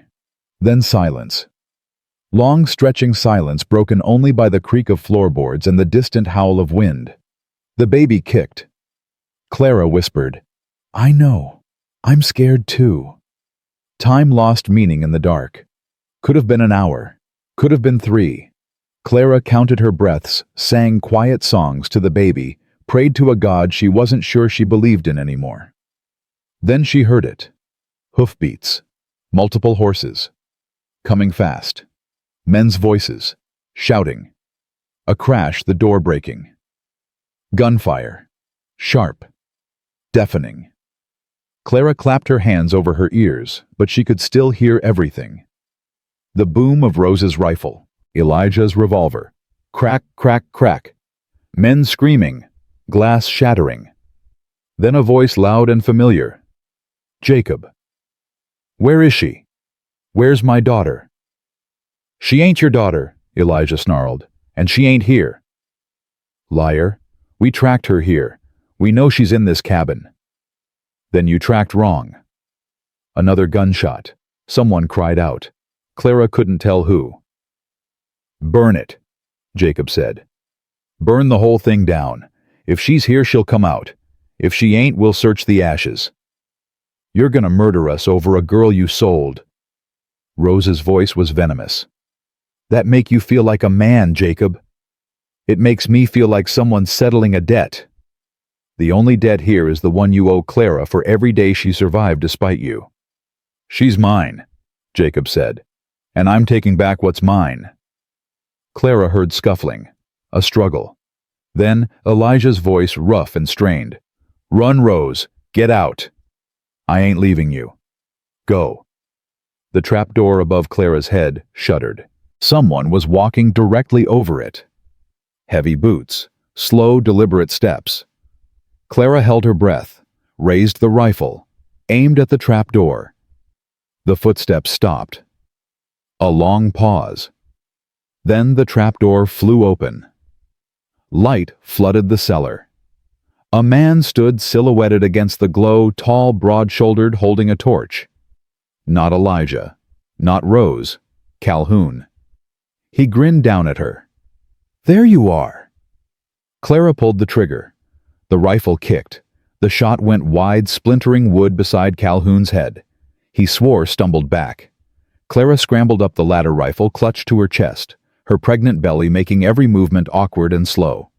She burst into the main room. Chaos. Rose was on the floor, blood seeping from her shoulder. Elijah was grappling with two men near the door, trying to keep them from dragging him outside. Jacob stood in the center of the room, torch in hand, flames already licking up the curtains. He saw Clara. His eyes widened. Clara. Oh, thank God. Stay away from me. Clara raised the rifle. Please, I'm sorry. I'm so sorry. I didn't know what else to do. You sold me, Clara said. Her voice shook, but her hand stayed steady. You put chains on me. You traded me for money to pay off your gambling debts. And now you're burning down the home of the people who saved me because you think you have a right to take me back. You're my family. I was never your family. I was just the closest thing you had to my mother, and you couldn't stand looking at me because I reminded you of what you lost. Clara's finger tightened on the trigger. Well, guess what, Jacob? I'm not yours. I'm not anyone's. And this baby, my baby, will never know your name. Jacob's face crumpled. For a second, he looked like he might cry. Then his expression hardened. If I can't have you, neither can he. He threw the torch at Elijah. Everything happened at once. Elijah broke free from the men, dove away from the flames. Rose grabbed her rifle from the floor, fired one-handed. One of Jacob's men went down. Calhoun charged at Clara from behind. Clara spun, fired blind. The shot caught Calhoun in the leg. He screamed, collapsed. And then Elijah was there, grabbing Clara's arm, pulling her toward the door. Move now. They burst outside into the snow. Behind them, the cabin was engulfed in flames. Rose stumbled out seconds later, her good arm wrapped around her wounded shoulder. But Jacob and his remaining men weren't done. They mounted their horses, circled the three of them. 6 men, 3 guns, no cover. Jacob raised his pistol, aimed at Elijah. You took everything from me. No. Clara stepped forward, placing herself between them. You gave it away, and now you're trying to blame everyone else for your choices. Move, Clara. No. I said move. Shoot me if you want, but you'll have to go through me to get to him. Jacob's hand trembled. The gun wavered, and in his eyes Clara saw it, the realization that he'd already lost. That even if he killed all of them, he'd never get back what he'd destroyed. He lowered the gun. Damn you, he whispered. Damn you all. He wheeled his horse around and rode into the darkness. His men followed. Within seconds they were gone. Clara's legs gave out. Elijah caught her before she hit the ground. I got you. I got you. Rose sank into the snow beside them, laughing despite the blood soaking her shirt. Well, that was dramatic. The cabin burned behind them, orange flames reaching toward the black sky. Everything Rose owned. Gone. But they were alive. All 3 of them. For now, that was enough. They spent that night in the woods, huddled together for warmth, watching the cabin burn to ash. Rose's shoulder wound wasn't fatal, but it needed stitches. Elijah did it by firelight with a needle and thread from his pack, his hands steady despite everything. When it was done, Rose leaned back against a tree. Well, that's the 2nd home I've lost to fire. 3rd time's the charm, I suppose. I'm sorry, Clara said. This is my fault. Shut up, girl. This is Jacob's fault, and Calhoun's, and every man who thinks women are property. Rose closed her eyes. You just happened to be the excuse this time. Elijah added more wood to the fire. Where will you go? I got family up north, Cheyenne relatives. Been meaning to visit anyway. Rose looked at him. What about you two? Elijah glanced at Clara. Don't know yet. Depends on what she wants. Clara sat up straighter despite her exhaustion. I want to go back to your forge. I want to have this baby there. And I want... She hesitated, then pushed forward. I want you to teach me how to be a blacksmith. So if something happens to you, I can take care of myself. Take care of her." Elijah stared at her. "You want to learn smithing?" "Why not? You said I'm strong. Might as well use it for something." A smile tugged at his mouth. The first real smile she'd seen from him. "All right then, I'll teach you. And after the baby comes?" "After the baby comes, we figure it out, one day at a time." It wasn't a proposal, it wasn't a declaration of love, but it was something. A promise, a partnership, a choice to keep moving forward together instead of apart. Clara reached for his hand. He took it. And in the firelight, with Rose sleeping beside them and the ruins of the cabin still smoking in the distance, they made their first real decision as something more than strangers. They chose each other. Not because they had to, not because of laws or threats or convenience, but because for the first time in both their lives, choosing felt like freedom. Dawn came slow and cold, painting the sky in shades of gray and pale pink. Clara woke to find Elijah already up banking the fire and checking their supplies. Rose was still asleep, her breathing steady, despite the bandaged wound on her shoulder. Clara pushed herself upright, every muscle screaming in protest. The baby was pressing down hard now, lower than yesterday. She could feel the change, a heaviness in her pelvis, a pressure that hadn't been there before. Elijah noticed her discomfort immediately. "How bad?" "Bad enough. But I can ride." "You sure? I don't have much choice." Clara accepted his hand, let him pull her to her feet. "How far to your forge?" "Half a day if we push. Full day if we take it slow." "We take it slow. I'm not losing this baby because I was too stubborn to rest." He nodded, then moved to wake Rose. The older woman stirred, winced at the pain in her shoulder, but sat up with more strength than Clara expected. "We moving?" Rose asked. "Back to my place," Elijah said. "You're welcome to come. Stay as long as you need." Rose considered, then shook her head. "I appreciate it, but I'm heading north like I said. My nephew runs a trading post near the Bighorn Mountains. I'll heal there." She looked at Clara. "But you need a midwife when that baby comes. I'm giving you my supplies, and I'm giving you instructions. You write them down, Eli, word for word." For the next hour, Rose taught them everything. How to time contractions, how to check the baby's position, what to do if the cord wrapped around the neck, what herbs stopped bleeding, what prayers to say when medicine wasn't enough. Clara listened, memorizing every word even as fear coiled in her stomach. Childbirth without a midwife, in a cabin in the middle of nowhere, with only Elijah, a man who'd never delivered a baby in his life. But women had been doing this since the beginning of time. In worse conditions, with less help. She could do it too. She had to.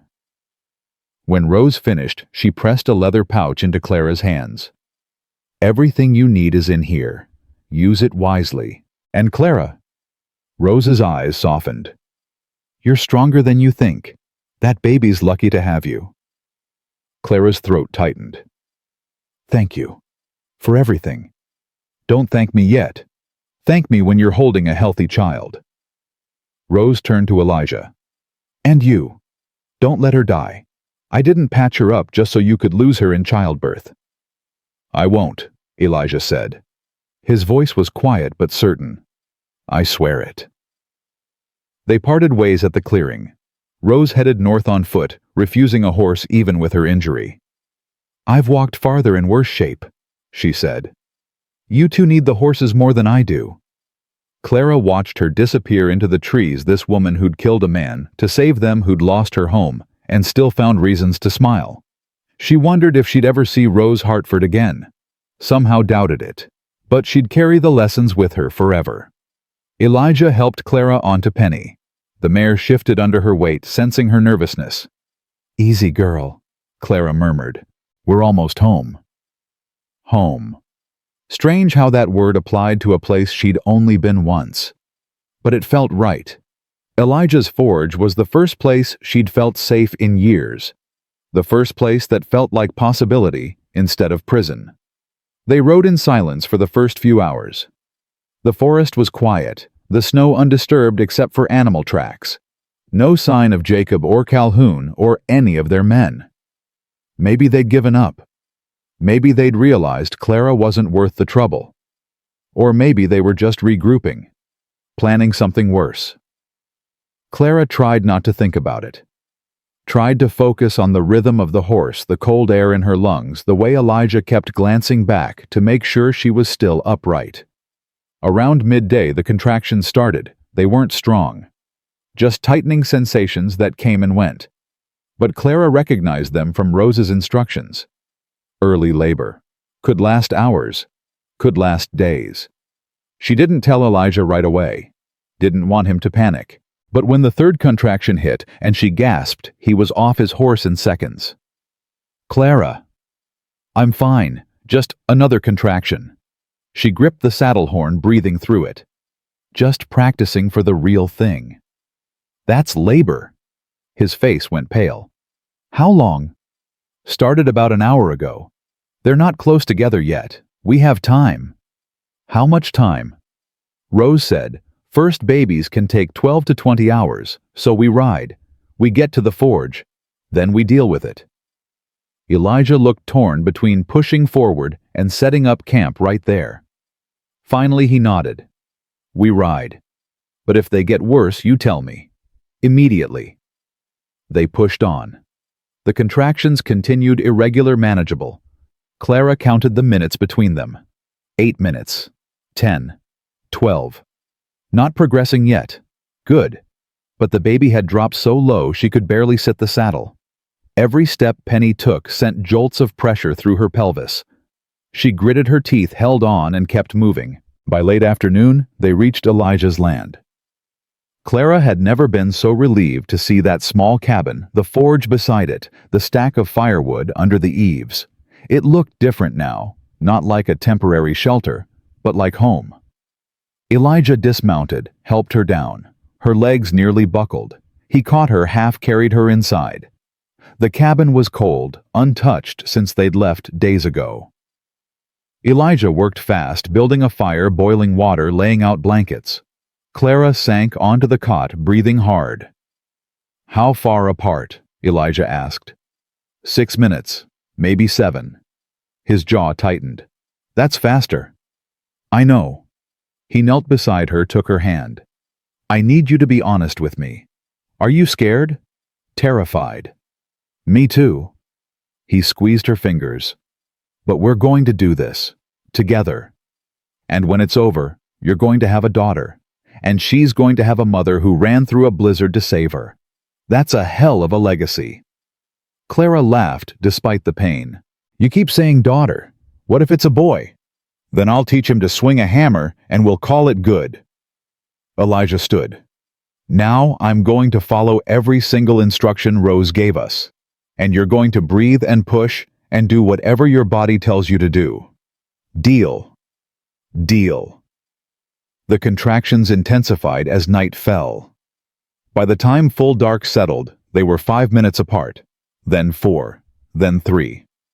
Clara walked the cabin, pacing between contractions because Rose had said movement helped. Elijah stayed close, one hand on her back, murmuring encouragement. "You're doing good. You're so strong. Just keep breathing." At some point, the pain shifted, became something deeper, more primal. Clara dropped to her knees during a contraction, gripping the edge of the table. "Elijah, I'm here. I can't." "Yes, you can. I'm not ready. Nobody's ever ready, but you're doing it anyway." He helped her to the cot. "Let me check you." His hands were careful, professional. When he pulled back, his expression was serious. "You're close. Maybe an hour, maybe less." "I'm scared," Clara whispered. "I know, but I got you. I'm not letting you go through this alone." The next hour was a blur of pain and pressure, and Elijah's voice cutting through the haze.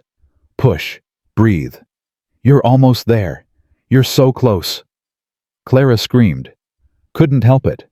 The pain was too big, too overwhelming. It felt like being split in half. And then, between one breath and the next, something shifted. A release, a rush, and a cry.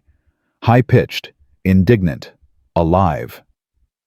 Elijah's hands were shaking as he lifted the baby, wrapped her in a clean cloth, and placed her on Clara's chest. "It's a girl. You were right. It's a girl." Clara looked down at the tiny face, red and wrinkled, and absolutely perfect. The baby blinked up at her with dark eyes, already curious about this strange new world. "Hi," Clara whispered. Tears streamed down her face. "Hi, little one.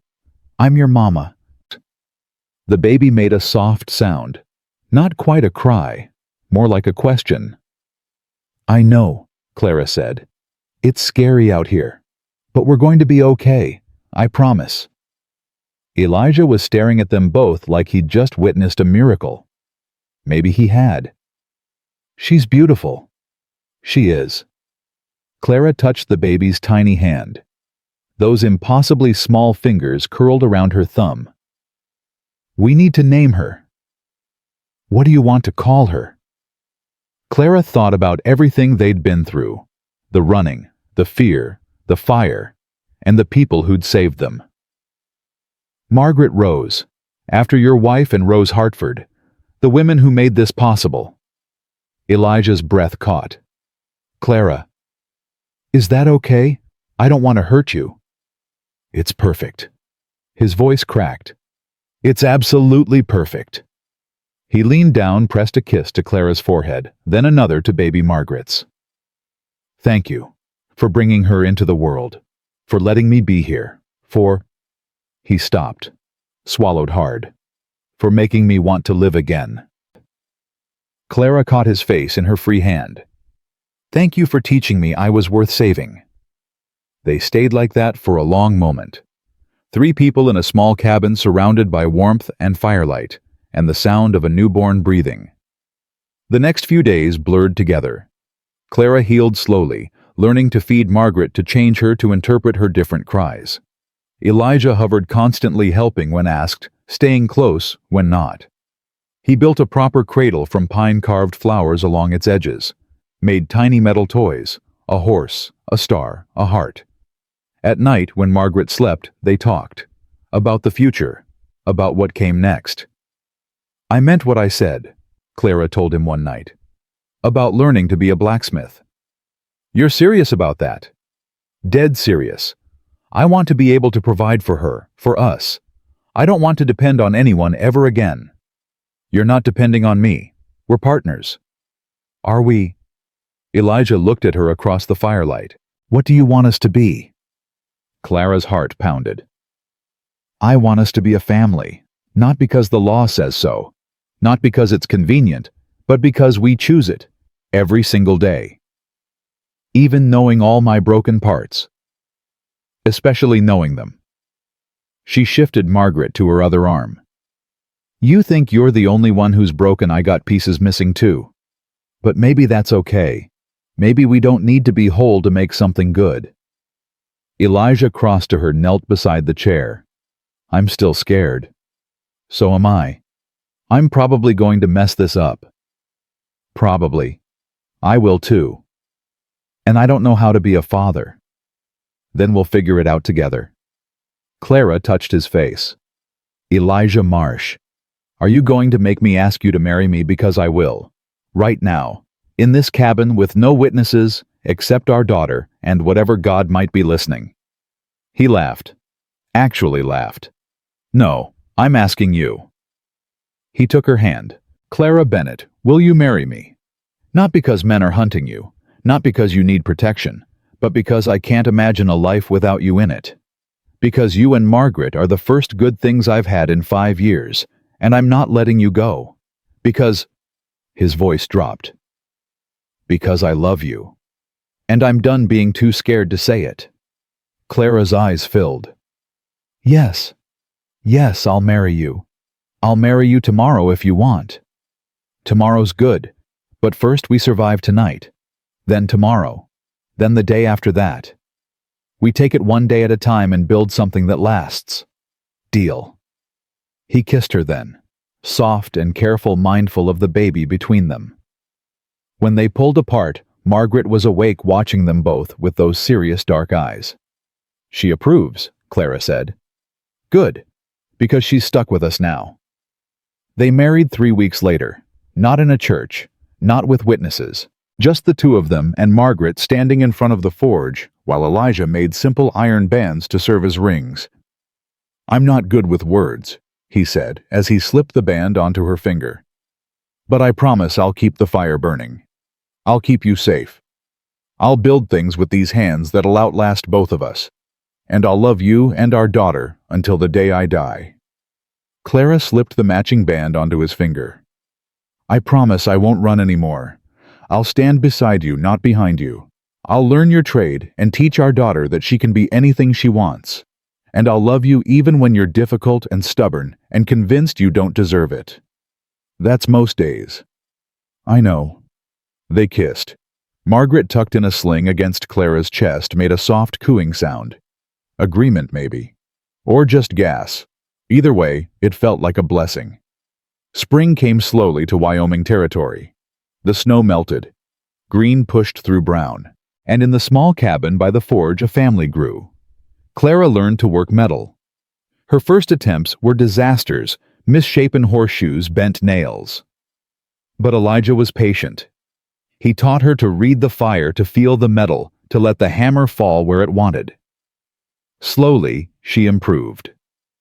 Margaret grew strong and loud. She had Clara's stubbornness and Elijah's serious eyes. By 6 months, she was trying to crawl. By 8 months, she'd figured out how to pull herself up on the forge's stone base.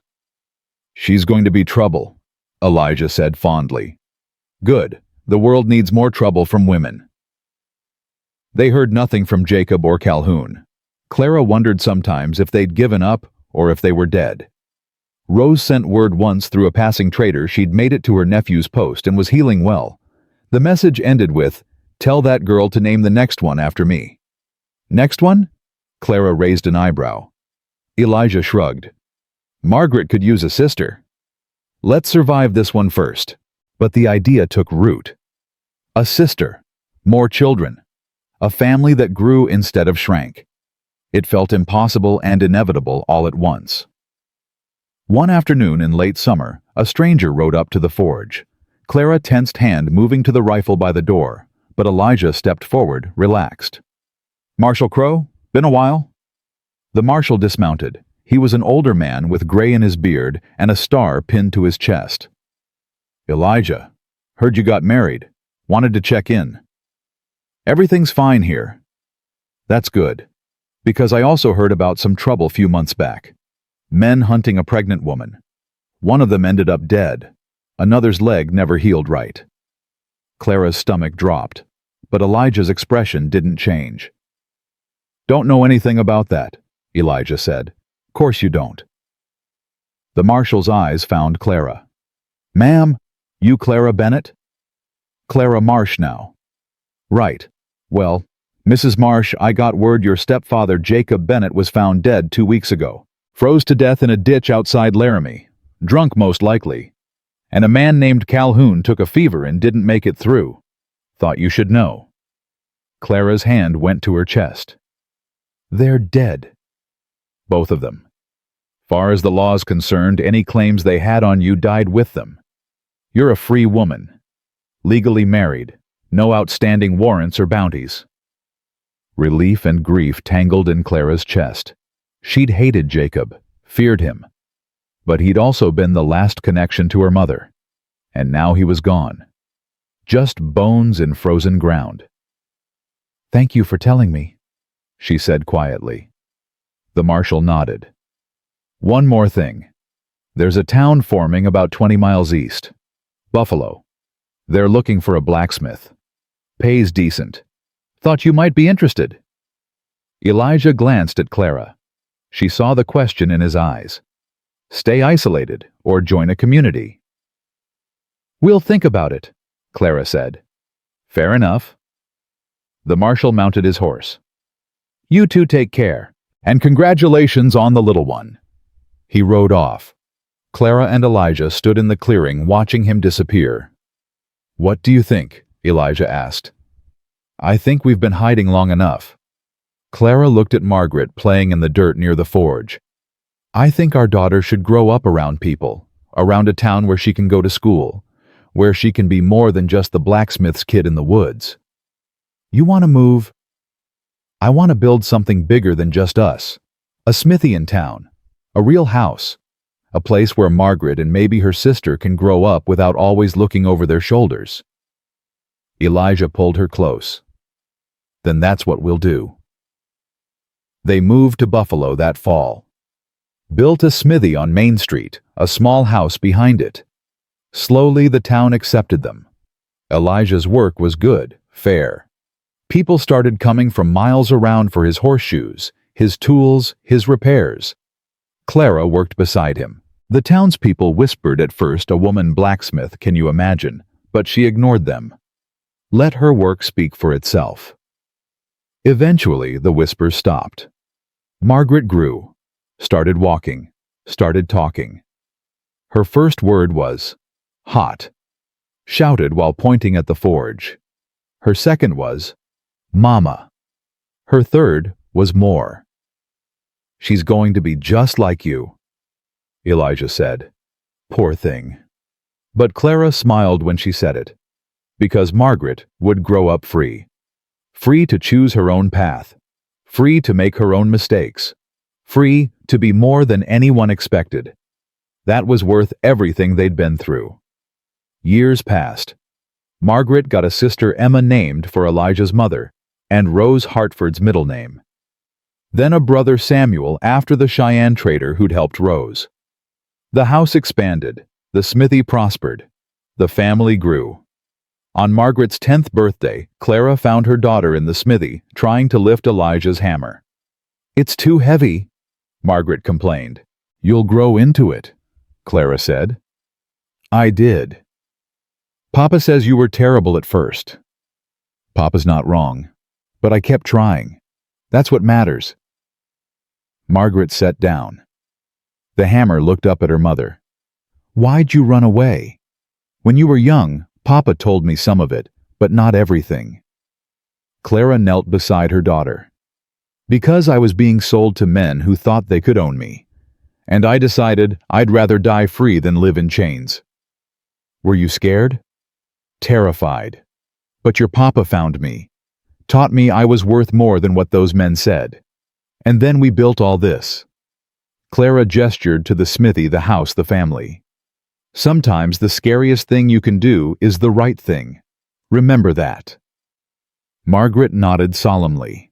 Then she picked up a smaller hammer. "Will you teach me like Papa taught you? Every day, until you're better than both of us."